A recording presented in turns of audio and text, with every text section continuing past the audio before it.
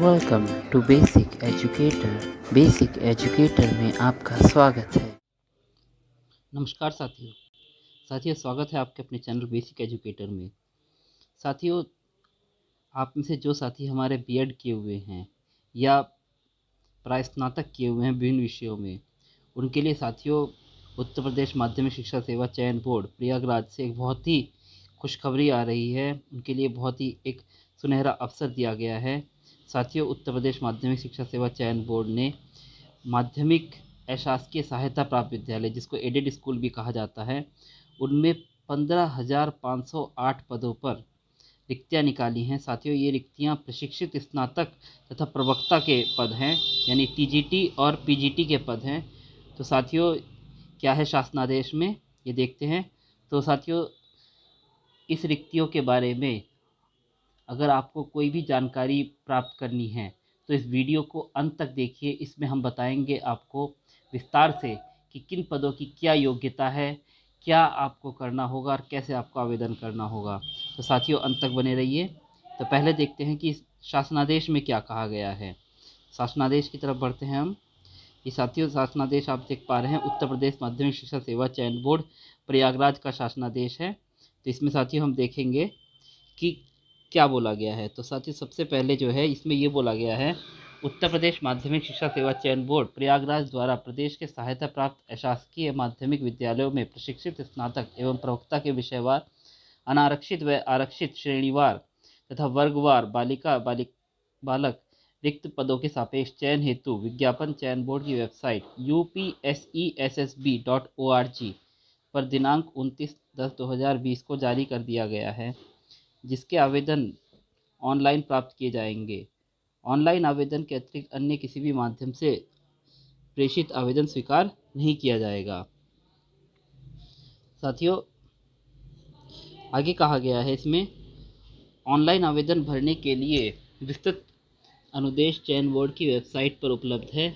अभ्यर्थियों से अनुरोध है कि वे चयन बोर्ड की वेबसाइट पर विज्ञापन से संबंधित पूर्ण जानकारी प्राप्त कर लें तथा निर्देशों का भलीभांति अध्ययन कर तदनुसार आवेदन करें। आवेदन सबमिट करने की अंतिम तिथि देखिए साथियों, अंतिम तिथि दी गई है 30/11/2020, यानी कि 30 नवंबर 2020 तक आवेदन आप कर सकते हैं। और 30 नवंबर 2020 के पश्चात आवेदन किसी भी स्थिति में स्वीकार नहीं किया जाएगा। तो साथियों, आपसे अनुरोध है कि 30 नवंबर तक का आप इंतज़ार ना करें। अक्सर वेबसाइट चलनी बंद हो जाती है, तो आप जल्दी से जल्दी जब आवेदन शुरू हो तो आप आवेदन करना शुरू कर दें।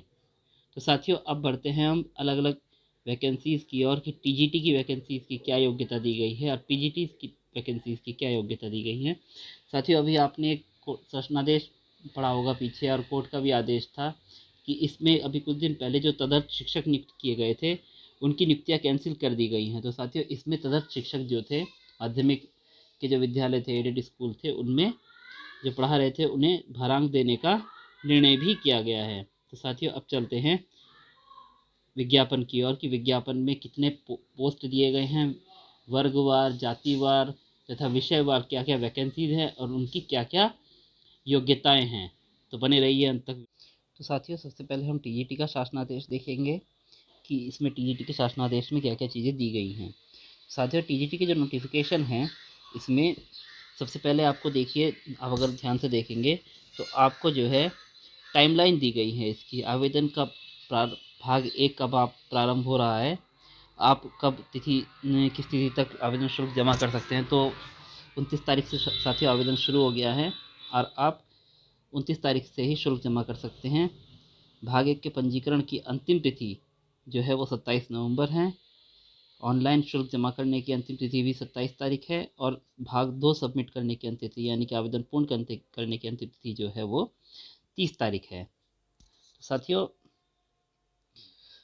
इसके आगे बोला गया है, उत्तर प्रदेश माध्यमिक शिक्षा सेवा चयन बोर्ड प्रयागराज द्वारा विज्ञापन संख्या 1/2020 के माध्यम से प्रदेश की सहायता प्राप्त शासकीय माध्यमिक विद्यालयों में प्रशिक्षित स्नातक हेतु रिक्त 12,913 पदों के विषयवार, अनारक्षित, आरक्षित तथा वर्गवार जो विवरण है सारणी 1 में दिया गया है। आगे बोला गया है महत्वपूर्ण निर्देश, आप आवेदन करने के लिए जो वेबसाइट है www.upsessb.org upsessb.org पर ऑनलाइन आवेदन कर सकते हैं। विज्ञापन में पदों की संख्या घट व बढ़ सकती है। प्रश्न पत्र का जो माध्यम होगा वो क्या होगा, ये देखिए आप। भाषा संबंधी प्रश्न पत्र उसी भाषा में होंगे, यथा हिंदी का प्रश्न पत्र हिंदी में, संस्कृत का प्रश्न पत्र संस्कृत में, अंग्रेजी का प्रश्न पत्र अंग्रेजी में, उर्दू का प्रश्न पत्र उर्दू में। और आवेदन करने से पहले आप अपनी पात्रता सुनिश्चित कर लें। अब देखिए इसमें जो एक EWS का वो दिया गया है, आर्थिक रूप से पिछड़े वर्ग EWS के अभ्यर्थियों 10% क्षैतिज आरक्षण का प्रावधान है। किसी भी आरक्षण का लाभ उत्तर प्रदेश के निवासी के लिए ही अनुमन्य है। बाकी अलग अलग निर्देश दिए गए हैं इसमें। सबसे मेन बात यह है कि परीक्षा में ऋणात्मक अंकन नहीं होगा, यानी कि एग्ज़ाम में नेगेटिव मार्किंग नहीं होगी। तो आप सभी क्वेश्चंस को अटैम्प्ट कीजिए, इसमें आपको कोई टेंशन लेने वाली बात नहीं है। इसमें सबसे पहले साथियों देखिए इसमें दिया गया है, सबसे पहले जब आप अप्लाई करेंगे तो कैंडिडेट रजिस्ट्रेशन, फिर फीस का भुगतान और फॉर्म सबमिशन, ये 3 स्टेप हैं। हम इसके फॉर्म भरने का एक वीडियो बनाएंगे बाद में, जब हम फॉर्म अप्लाई होना शुरू हो जाएगा। तो अभी पहले हम शासनादेश पर जोर देते हैं। साथियों इसके आगे शुल्क भुगतान की नीति दी गई है, किस प्रकार से आप शुल्क भुगतान कर सकते हैं। साथियों ये वाला पोर्शन जो है बहुत इंपॉर्टेंट है, अगर आप ध्यान से देखेंगे।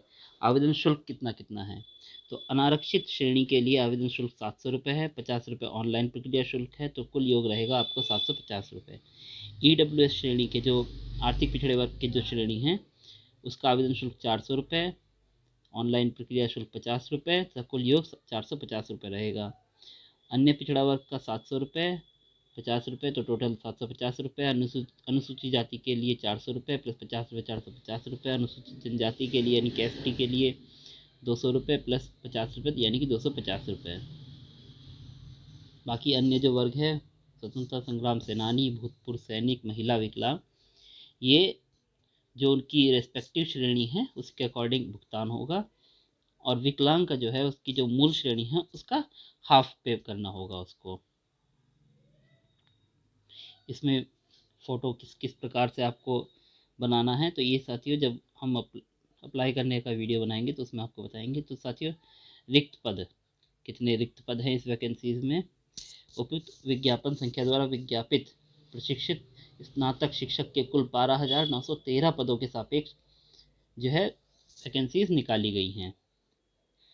आयु सीमा 21 वर्ष से कम नहीं होनी चाहिए। इसका पेमेंट जो होगा, आप 7th पे कमीशन के पे लेवल 7 यानी कि 4600 ग्रेड पे के अंतर्गत इसमें आपकी नियुक्ति की जाएगी। अर्हता की तिथि, विज्ञापन के अंतिम तिथि को आपकी जो भी अर्हता मांगी गई है वो कंप्लीट होनी चाहिए। अगर आपको BEd मांगा गया है तो विज्ञापन के अंतिम तिथि तक आपका BEd कंप्लीट हो जाना चाहिए। शैक्षिक योग्यता के बारे में भी बात करेंगे हम। परीक्षा केंद्र जो है मंडल मुख्यालय पर होगा, आपका जो मंडल है उसके मुख्यालय पर परीक्षा केंद्र होगा। भर्ती प्रक्रिया, अब देखते हैं भर्ती प्रक्रिया में क्या है। तो सबसे पहले साथियों प्रशिक्षित स्नातक पद के चयन हेतु विषय पर आधारित सामान्य योग्यता की लिखित परीक्षा होगी, जिसमें 500 अंकों का प्रश्न पत्र होगा। कुल 125 प्रश्न होंगे, प्रत्येक प्रश्न 4 अंकों का होगा। तदर्थ शिक्षकों के लिए लिखित परीक्षा 465 अंकों की होगी और प्रत्येक प्रश्न 3.72 अंक का होगा। समयावधि 2 घंटे। प्रश्न पत्र का स्वरूप, सभी प्रश्न जो है MCQ टाइप होंगे, ठीक है ना। तदर्थ शिक्षकों के लिए जो है ये उन्होंने एक अपील दायर की थी, अपील का नाम है संजय सिंह बनाम उत्तर प्रदेश शासन वैन्य। तो इसमें जो है तदर्थ शिक्षक को उनके कार्य करने की अवधि के आधार पर सेवा आधारित अधिभार यानी कि वेटेज दिया जाएगा। 1 वर्ष की सेवा पर 1.75 अंक मिलेंगे और अधिकतम आपको जो है टोटल में 35 अंक का भारांक दिया जा सकता है। तदर्थ शिक्षकों द्वारा लिखित परीक्षाएं पाए गए प्राप्तांकों में सेवा आधारित अधिभार अंक जोड़ दिया जाएगा। इस प्रकार तदर्थ शिक्षकों का कुल पूर्णांक 500 अंक, लिखित परीक्षा 465 अंक प्लस अधिभार 35 अंक 500 अंक का होगा। चयन हेतु मेरिट। तो मेरिट किस प्रकार से बनेगी साथियों, अब हम देखेंगे इस पर। तो साथियों मेरिट का जो आधार होगा वो लिखित परीक्षा प्लस सेवा आधारित अधिभार, यानी कि जो वेटेज मिल रहा है वो होगा।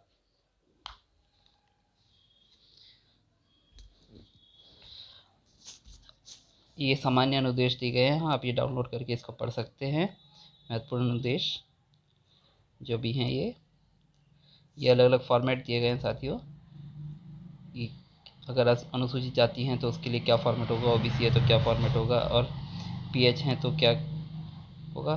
तो साथियों ये अब हम सबसे महत्वपूर्ण जिस पर हमें चर्चा करनी है वो है हमारी रिक्तियाँ, कितनी रिक्तियाँ किस विषय में आई हैं। तो साथियों विषयवार वैकेंसीज के बारे में चर्चा करेंगे। वर्गवार आप देख सकते हैं आप किस वर्ग में आते हैं और कितनी वैकेंसीज आपके वर्ग के लिए है। तो सबसे पहले हिंदी देखते हैं। हिंदी के लिए 1742 यानी कि 1742, गणित के लिए 1822, गृह विज्ञान के 611, उर्दू 65, इंग्लिश 1587, कला 710, सामाजिक विज्ञान 1392, सिलाई 19, संस्कृत 938, विज्ञान 1741, वाणिज्य 127, कृषि 184, शारीरिक शिक्षा 447, संगीत वादन 6, संगीत गायन 10। इतनी पोस्ट जो है बालक वर्ग में निकाली गई हैं। इसी प्रकार से जो बालिका वर्ग है, हम बालिका वर्ग में देखते हैं कितनी वैकेंसी निकली हैं। बालिका वर्ग में जो है टोटल 1462 पोस्ट हैं। विषयवार आप देख सकते हैं वीडियो में, और ध्यान से पर्याप्त समय दिया जा रहा है। तो आगे बढ़ते हैं साथियों। अब जो है अब हम चर्चा करेंगे किस पोस्ट के लिए आपकी क्या वैकेंसी के लिए क्या शैक्षिक योग्यता होनी चाहिए, न्यूनतम शैक्षिक अर्हता। तो साथियों सबसे पहले हिंदी पर चर्चा करेंगे। तो हिंदी के लिए आपके हिंदी और संस्कृत के साथ इंटरमीडिएट एवं समकक्ष परीक्षा एवं बीएड या अन्य समकक्ष डिग्री अथवा बीए हिंदी एवं संस्कृत विषय के साथ अथवा समकक्ष परीक्षा एवं बीएड या समकक्ष डिग्री। अनिवार्य प्रशिक्षण अर्हता में बीएड साथियों अनिवार्य प्रशिक्षण अर्हता में हर पोस्ट के लिए इसमें प्रशिक्षित स्नातक में बीएड कंपलसरी होता है। अधिमानी अर्हता भी सबकी एक जैसी है, बीएड, एमएड, पीएचडी एवं किसी राष्ट्रीय स्तर की खेलकूद प्रतियोगिता में राज्य स्तर की टीम के माध्यम से भाग लेने का प्रमाण पत्र, ये हर एक में सेम है। तो हम जो मेन अर्हता है उसकी बात करेंगे। अनिवार्य प्रशिक्षण अर्हता में सबके बीएड है ही कंपलसरी, इसमें बात करने वाली कोई बात ही नहीं है। तो साथियों दूसरी पोस्ट है हमारी गणित। तो गणित में साथियों देखते हैं, गणित के लिए बीए अथवा बीएससी गणित होना चाहिए, साथ में बीएड कंपलसरी है। साथियों अगली पोस्ट है हमारी गृह विज्ञान। तो साथियों गृह विज्ञान के बारे में बात करते हैं। तो गृह विज्ञान में हमारे क्या क्या चाहिए, गृह विज्ञान अथवा गृह अर्थशास्त्र, होम इकोनॉमिक्स या घरेलू विज्ञान, डोमेस्टिक साइंस अथवा गृह कला, होम आर्ट में प्रशिक्षित स्नातक, अथवा गृह विज्ञान महाविद्यालय इलाहाबाद का टीसी अथवा लेडी इरविन कॉलेज दिल्ली का डिप्लोमा, साथ में बीएड कंपलसरी है। उर्दू के लिए साथियों क्या वैकेंसी मांगी गई है, बीए उर्दू विषय से अथवा एलटी या बीटी या बीएड या अन्य समकक्ष शिक्षण में डिग्री या अनिवार्य डिप्लोमा, साथ में बीएड कंपलसरी है ही साथियों। अंग्रेजी के लिए क्या है, आपका बीए इंग्लिश लिटरेचर में होना चाहिए और साथ में आपका बीएड कंपलसरी है ही। यूजीसी द्वारा मान्यता प्राप्त विश्वविद्यालय से त्रिवर्षीय स्नातक कोर्स अंग्रेजी भाषा के साथ। आपने कोई बीए डिग्री या जो भी करा हो उसमें आपका अंग्रेजी भाषा रहा हो और उसके साथ आप ये ट्रेंड हो तो आप इसके लिए अप्लाई कर सकते हैं। संस्कृत के लिए वही है, आपका बीए संस्कृत अथवा एलटी या बीटी या बीएड या अन्य समकक्ष शिक्षा अथवा शिक्षण में डिग्री अथवा वाराणसी संस्कृत विश्वविद्यालय द्वारा प्रदत्त शास्त्री या आचार्य की उपाधि के साथ एलटी या बीटी या अन्य समकक्ष या शिक्षण में डिग्री या डिप्लोमा, बीएड कंपलसरी है ही साथ में। साथियों बीकॉम वाणिज्य के लिए आपके बीकॉम होना चाहिए, साथ में बीएड होना चाहिए। कृषि के लिए बीएससी कृषि, साथ में बीएड।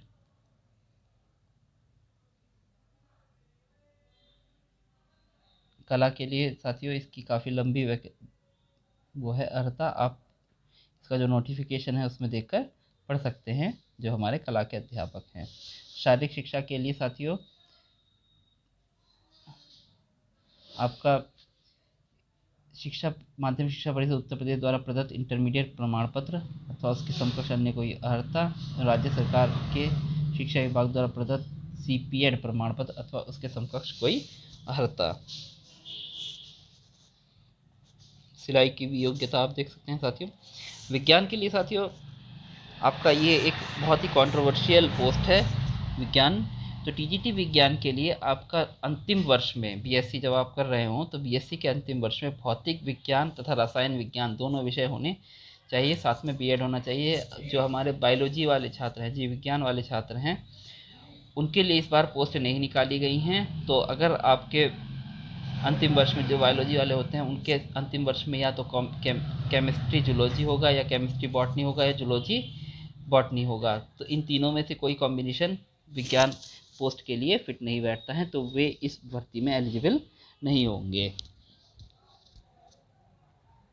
सामाजिक विज्ञान के लिए आपका ये आप देख पा रहे हैं स्क्रीन पर, इतिहास, राजनीति शास्त्र, भूगोल, अर्थशास्त्र, इनमें से किन्हीं दो विषयों में आपकी बीए की डिग्री होनी चाहिए, साथ में आपका बीएड होना कंपलसरी है। संगीत, गायन और वादन की देखिए डिग्री दे रखी हैं, क्या क्या योग्यता है आप उसको पढ़ सकते हैं। तो साथियों ये तो हुई टीजीटी की योग्यता। अब हम बात करेंगे पीजीटी के लिए क्या शैक्षिक योग्यता है।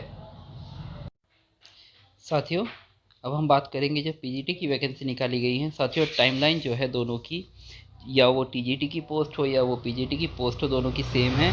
29 तारीख से आवेदन शुरू हो गए हैं, 29 अक्टूबर से, और भाग 1 करने की अंतिम तिथि जो है वो 27 नवंबर है, और भाग 2 सबमिट करने की अंतिम तिथि जो है वो 30/11 है। तो साथियों कोशिश करें कि आप इसको अर्लीस्ट ही आवेदन कर दें, इंतज़ार ना करें। साथियों महत्वपूर्ण निर्देश वही है जो पहले आपकी टीजीटी की वैकेंसी में थे, कि जो आवेदन करने की वेबसाइट है वो upsessb.org ही रहेगी। ये हमारी माध्यमिक शिक्षा सेवा चयन बोर्ड की ऑफिशियल वेबसाइट है। पदों की संख्या घट और बढ़ सकती है। साथियों ईडब्ल्यूएस के लिए 10% क्षेत्र आरक्षण की व्यवस्था की गई है, और अन्य निर्देश जो हैं वो सेम है। हम इस पर मुख्य निर्देशों की तरफ जाएंगे। सबसे पहले हम शुल्क पर बात करेंगे कि इसमें कितनी शुल्क रखा गया है इसके लिए। तो साथियों शुल्क वाला कॉलम आ गया है, वो हम देखते हैं। साथियों अनारक्षित के लिए वही 750 रुपये। ईडब्ल्यूएस का शुल्क साथियों बढ़ा दिया गया है, इस बार 650 रुपये है पीजीटी में। अन्य पिछड़ा वर्ग का शुल्क 750 रुपये रहेगा, अनुसूचित जाति का 450, अनुसूचित जनजाति का 250 रुपये, और जो अन्य श्रेणियां हैं उनका अपना रेस्पेक्टिव कैटेगरी के अकॉर्डिंग, और विकलांग जो हमारे अभ्यर्थी हैं उनका मूल श्रेणी का आधा भुगतान उन्हें करना होगा। साथियों इसमें ये टेक्निकल स्पेसिफिकेशन दिए गए हैं, फ़ोटो आपका कैसा होना चाहिए आदि, ये हम जब वीडियो उस पर बनाएंगे, आवेदन अप्लाई जब करेंगे उसके लिए, तो उसमें आप देख सकते हैं। तो साथियों इसमें वही पोस्ट है, आपकी उम्र जो है वो 21 वर्ष से कम ना हो। और इसका जो वेतनमान होता है साथियों वो 7th पे कमीशन में पे लेवल 8 है, या पहले जो ग्रेड पे का हिसाब होता था तो उसमें आपका 4800 ग्रेड पे इसका प्रवक्ता का संवर्ग होता है। आरक्षण का जो प्रावधान है वो जो हमारा उत्तर प्रदेश शासन में चलता है उसी के अकॉर्डिंग है। परीक्षा केंद्र आपके मंडल मुख्यालय ही होंगे। साथियों इसका प्रोसीजर हम देखते हैं कि प्रोसीजर क्या है। तो साथियों ये परीक्षा जो है लिखित और मौखिक, यानी कि आपका इंटरव्यू, यानी कि रिटन और इंटरव्यू दोनों होगा इस परीक्षा में। अगर आप टीजीटी की बात करें तो उसमें इस बार इंटरव्यू नहीं रखा गया है, वो सीधा लिखित परीक्षा पर आधारित वो परीक्षा होनी है। जो लिखित परीक्षा में क्वालिफाई कर जाएगा वो सीधा नियुक्ति ले लेगा। परंतु साथियों ये जो पीजीटी की परीक्षा है इसमें इंटरव्यू रखा गया है, और आपका इंटरव्यू के लिए ये प्रावधान है, जो लिखित परीक्षा जो टोटल मेरिट बनेगी आपकी, वो लिखित परीक्षा के 75% अंक पर आधारित बनेगी। साक्षात्कार के 10% अंक होंगे, और जो आपकी एक्स्ट्रा क्वालिफिकेशन है, यानी कि पीएचडी है, कोई एमएड है, कोई कुछ है, या कोई अच्छा मतलब खिलाड़ी है, तो उसके आधार पर 5% अंक रखे गए हैं। तो साथियों आप देख सकते हैं कै में लिखित परीक्षा 85% अंकों के आधार पर होगी, साक्षात्कार के 10% अंक हैं, उसका विभाजन इस प्रकार से दिया गया है। सामान्य ज्ञान पर के आधार पर 4% अंक, पर्सनैलिटी के आधार पर 3%, और अभिव्यक्ति यानी कि आप कैसे एक्सप्रेस कर पाते हैं अपने आप को, उसके आधार पर 3% अंक होंगे। साथियों विशेष योग्यता के 5% अंक में डॉक्टरेट यानी कि जो पीएचडी रखते हैं उन्हें 2% अंक, लिखित शिक्षा पर स्नातक यानी कि एमएड अगर है तो उसको 2% अंक, शिक्षा स्नातक अगर है बीएड तो उसे 1% अंक, और अगर कोई खिलाड़ी है तो उसे 1% अंक मिलेगा। साथियों ये जो है हमारा पूरा कितने कितने मार्क्स की परीक्षा होगी ये दिया गया है। लिखित परीक्षा 425 अंकों की होगी, साक्षात्कार 50 अंकों का। अब विशेष योग्यता अगर डॉक्टरेट है, एमएड है, बीएड है, खिलाड़ी है तो 25 अंक, तो टोटल आपके 500 अंक इसमें होंगे। आपकी जो मेरिट बनेगी वो 500 अंक में से बनेगी। लिखित परीक्षा में कुल 425 अंकों का होगा, इसमें 125 अंक होंगे। तो प्रश्न होंगे जो कि 3.4 अंक के प्रत्येक प्रश्न को काउंट किया जाएगा, यानी कि प्रत्येक प्रश्न 3.4 अंक का होगा, 125 प्रश्न होंगे। जो तदर्थ प्रवक्ता थे, जो यानी कि पहले से काम कर रहे थे, उनको 390 अंकों की परीक्षा होगी, और प्रत्येक प्रश्न उनके लिए 3.12 अंक का होगा। प्रश्न पत्र की अवधि जो है साथियों वही 2 घंटे की होने वाली है, और प्रश्न पत्र का स्वरूप जो होगा वो एमसीक्यू टाइप होगा, ठीक है ना। और इसमें वेटेज दिया गया है, देखिए वो एक पुराना सिस्टम है। हर वर्ष के लिए 1.75 अंक और अधिकतम 35 अंक दिए जा सकते हैं। साथियों चयन है तो मेरिट लिस्ट के लिए क्या क्या करना होगा ये दिया गया है। इसके बाद जो है वो आपके जो सिंपल इंस्ट्रक्शंस हैं वो दिए गए हैं। एक चीज़ ध्यान देने वाली बात है, महिला अभ्यर्थी बालक और बालिका वर्ग दोनों के लिए पात्र हैं, परंतु आवेदन पत्र में वांछित किसी एक वर्ग बालक या बालिका का यथास्थान उल्लेख करना होगा। किसी एक विषय में एक समय में केवल एक वर्ग में ही आवेदन मान्य होगा, यानी कि आप एक सब्जेक्ट में अगर अप्लाई कर रहे हैं, इंग्लिश में अप्लाई कर रहे हैं सपोज, तो आप या तो बालिक में ही अप्लाई कर सकते हैं या बालिका में, यानी पुरुष तो हैं सिर्फ बालक के लिए एलिजिबल हैं, पर जो हमारी महिला अभ्यर्थियां हैं वो दोनों के लिए एलिजिबल हैं। तो पर उस कंडीशन में आप किसी एक पोस्ट के लिए अप्लाई कर सकते हैं, या तो बालक वर्ग के लिए या बालिका वर्ग के लिए। साथियों इसके आगे और इंस्ट्रक्शन दिए गए हैं, आप इसको पढ़ सकते हैं। और ये सबमिट करने की अंतिम तिथि वगैरह दी गई है, फ़ोटो वगैरह आपको कैसे बनाना है, इसमें विभिन्न हमारे प्रमाण पत्र के स्वरूप दिए गए हैं, किस किस प्रकार का आपका प्रमाण पत्र होना चाहिए। साथियों अब हम बात करेंगे वैकेंसीज़ पर, किस पोस्ट की कितनी वैकेंसी हैं, किस सब्जेक्ट में हैं। तो साथियों सबसे पहले प्रवक्ता बालक वर्ग की बात करते हैं।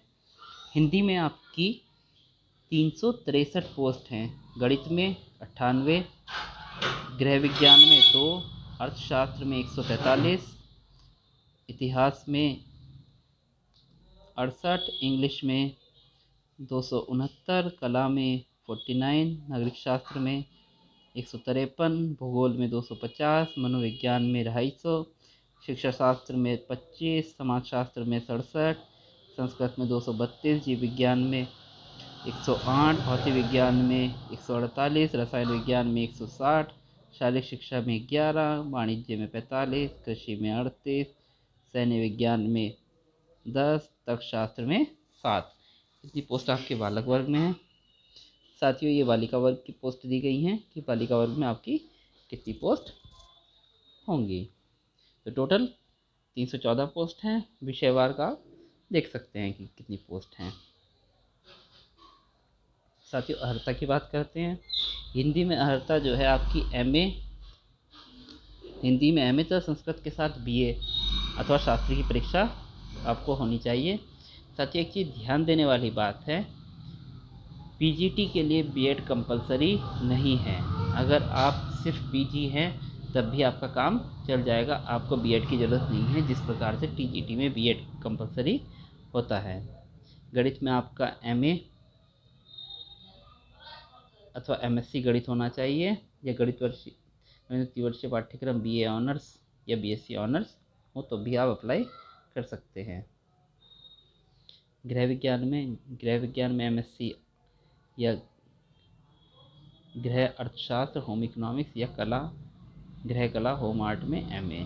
गृह विज्ञान या गृह अर्थशास्त्र या घरेलू विज्ञान या गृह कला में प्रशिक्षित स्नातक होने पर भी आपका गृह विज्ञान के लिए अप्लाई कर सकते हैं। उर्दू में एमए उर्दू होना चाहिए। अंग्रेजी के लिए आपके पास इंग्लिश लिटरेचर में पोस्ट ग्रेजुएट डिग्री यानी कि पीजी होना चाहिए। किसी ट्रेनिंग कॉलेज से एलटी डिप्लोमा अथवा किसी मान्यता प्राप्त विद्यालय से एजुकेशन में डिग्री या डिप्लोमा रखने वाले को प्राथमिकता दी जाएगी, यानी कि बीएड वाले को प्राथमिकता दी जाएगी, बाकी कंपलसरी नहीं है। कला की ये विभिन्न योग्यताएं हैं, वो आप पढ़ सकते हैं। संस्कृत के लिए एमए संस्कृत या संपूर्णानंद संस्कृत विश्वविद्यालय का संपूर्ण आचार्य प्रशिक्षण योग्यता परिमाण है। वाणिज्य के लिए, कॉमर्स के लिए एमकॉम होना चाहिए। कृषि के लिए एमएससी कृषि। शारीरिक शिक्षा के लिए स्नातक तथा आपका राज्य सरकार द्वारा मान्यता व्यायाम शिक्षा में डिप्लोमा अथवा किसी अध्यापक प्रशिक्षण महाविद्यालय से व्यायाम शिक्षा में विशेष योग्यता अथवा भारत में विधि द्वारा स्थापित किसी विश्वविद्यालय व्यायाम शिक्षा में उपाधि डिप्लोमा अथवा उसके समकक्ष अन्य कोई योग्यता, यानी कि अगर आपने बीपीएड वगैरह किया हुआ है तो आप इसके लिए अप्लाई कर सकते हैं। सिलाई के लिए अलग अलग ये योग्यताएं दी गई हैं।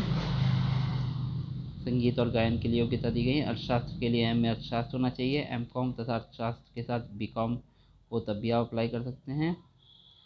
और त्रिवर्षीय पाठ्यक्रम सहित अर्थशास्त्र में बीए ऑनर्स होने पर भी आप अप्लाई कर सकते हैं। तर्कशास्त्र यानी कि रीजनिंग में आपको दर्शन शास्त्र यानी कि फिलॉसफी में एमए होने पर आप इसके लिए अप्लाई कर सकते हैं। बीए ऑनर्स त्रिवर्षीय पाठ्यक्रम दर्शन शास्त्र सहित साथ में इंटरमीडिएट बीए एमए तर्कशास्त्र का एक अच्छी विषय रहा हो, इसे अप्लाई करते हैं। नागरिक शास्त्र के लिए आप एमए राजनीति शास्त्र में अगर हैं आप तो अप्लाई कर सकते हैं। इतिहास के लिए एमए हिस्ट्री होना चाहिए। एंशिएंट यानी कि प्राचीन भारतीय इतिहास में अगर आपने एमए किया है तो भी आप कर सकते हैं। इतिहास में त्रिवर्षीय पाठ्यक्रम के साथ बीए ऑनर्स प्रशिक्षण कार्य ये वरीयमान है, यानी कि बेसिकली आपके पास एमए हिस्ट्री से रिलेटेड डिग्री होनी चाहिए। भूगोल के लिए आपके पास एमए ज्योग्राफी होना चाहिए, या एमएससी ज्योग्राफी भी चल जाएगा, या बीए ऑनर्स भी चल जाएगा भूगोल में। मनोविज्ञान के लिए एमए मनोविज्ञान यानी कि एमए साइकोलॉजी होना चाहिए, अथवा एमएड होने पर भी आपका काम चल जाएगा। समाजशास्त्र में एमए समाजशास्त्र होना चाहिए, या समाजशास्त्र में बीए ऑनर्स होने पर भी आप अप्लाई कर सकते हैं। सैन्य विज्ञान के लिए आपके पास डिग्री में एक मिलिट्री साइंस एक विषय रहा हो, तो कम से कम 3 वर्ष की सेवा भारतीय सेना का कमीशन प्राप्त अधिकारी जिसने कम से कम इंटरमीडिएट अथवा परिषद से मान्यता प्राप्त उसके समकक्ष परीक्षा उत्तीर्ण की हो। अलग अलग क्वालिफिकेशन है, आप देख सकते हैं साथियों। शिक्षा शास्त्र, ये देखिए, अगर आप एमए, लोग बोलते हैं ना कि एमएड और एमए एजुकेशन इक्वल होता है, तो शिक्षा शास्त्र में प्रवक्ता बनने के लिए आपके एमए एजुकेशन और एमएड सेम है। तो यानी कि अगर आपने शिक्षा शास्त्र में स्नातकोत्तर उपाधि यानी कि एमए एजुकेशन किया हुआ है तो भी आप इस पोस्ट के लिए एलिजिबल हैं, या आपने एमएड किया हुआ है तो भी इस पोस्ट के लिए आप एलिजिबल हैं, या बीएड के साथ अगर आपने साइकोलॉजी में एमए किया है तब भी आप इस पोस्ट के लिए एलिजिबल हैं। जीव विज्ञान के लिए आप वनस्पति विज्ञान अथवा जंतु विज्ञान में से किसी एक विज्ञान में आपने एमएससी किया हो, यानी कि एमएससी जूलॉजी या एमएससी बॉटनी हो तो आप अप्लाई कर सकते हैं। या लाइफ साइंस से जुड़े अन्य विषय हैं, कृषि विषय, जंतु विज्ञान से जुड़े जो विषय हैं उनमें एमएससी किया हो, तो बेसिकली आपने एमएससी जूलॉजी या एमएससी बॉटनी दोनों में से कुछ किया हो तो आप इसके लिए अप्लाई कर सकते हैं। भौतिक विज्ञान के लिए आपका एमएससी फिजिक्स होना ज़रूरी है। रसायन विज्ञान के लिए आपका एमएससी केमिस्ट्री होना ज़रूरी है। और इसके साथ आप शिक्षा विभाग उत्तर प्रदेश द्वारा आयोजित रसायन विज्ञान में स्नातकोत्तर डिप्लोमा के साथ बीएससी किए हुए हैं तो भी आप रसायन विज्ञान के एलिजिबल हैं। तो साथियों, ये था आपका नोटिफिकेशन टीजीटी या पीजीटी की वैकेंसीज़ का। साथियों, अगर आपने बीएड किया हुआ है तो आप टीजी और पोस्ट ग्रेजुएट हैं तो उस कंडीशन में आप टीजीटी पीजीटी दोनों के लिए एलिजिबल हैं। अगर आपका सब्जेक्ट कॉम्बिनेशन जैसे हमने बताया है उसके अकॉर्डिंग है तो आप, अगर आप बीएड नहीं है बाई चांस और पीजी हैं तो सिर्फ आप प्रवक्ता के लिए अप्लाई कर सकते हैं। तो साथियों, दोनों ही कंडीशन में आपको मनोयोग से पढ़ाई में लग जाना है। इतनी बड़ी वैकेंसी जल्दी जल्दी नहीं आती है, आपको एकदम जुट जाना है। और जल्द ही सरकार के जिस हिसाब से लग रहा है हमें कि सरकार जिस रफ्तार से गतियों से वैकेंसीज़ को आगे बढ़ा रही है, तो ये वैकेंसी भी अगर रफ्तार पकड़ती है तो हो सकता है अगले साल जुलाई से पहले आप स्कूलों में हों और प्रवक्ता या प्रशिक्षित स्नातक अध्यापक के रूप में विद्यालय में पढ़ा रहे हों। तो साथियों, इसी के साथ मेरी बहुत बहुत शुभकामनाएं हैं आपको। आप इस पोस्ट के लिए अप्लाई कीजिए, आप अच्छे से अपनी तैयारी कीजिए और जल्दी से सिलेक्शन लीजिए अपना। और साथियों, इसी के साथ मेरा एक अनुरोध भी है, अगर आपको ये वीडियो अच्छा लगा हो तो आप इसको लाइक करें, अगर आपको कुछ सुझाव देने हैं तो कमेंट करें, साथ में अपने साथियों को जिनको इससे फ़ायदा मिल सकता है उन्हें शेयर करें तथा हमारे चैनल को सब्सक्राइब जरूर करें हमें मोटिवेट करने के लिए। तो साथियों, इसी के साथ मैं अपनी वाणी को विराम देना चाहूँगा। धन्यवाद साथियों वीडियो में बने रहने के लिए। Thanks for being with basic educator.